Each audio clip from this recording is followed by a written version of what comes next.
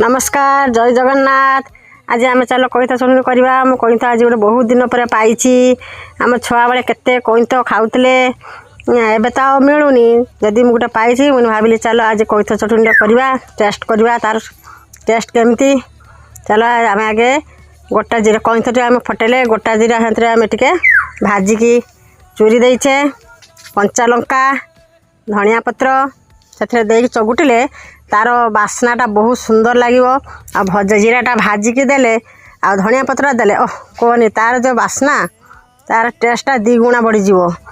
कईथ चटनी देखी कईथ देखिकी मो पाठ तो नाल गड़ी पड़ानी।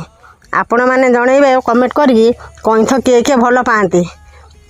तापर आम ताकू भल भाव में लुण देले बीट लुण देले देकी कंचा लंका देकी जीरा गुंड देकी भल भाव में आम माखिले।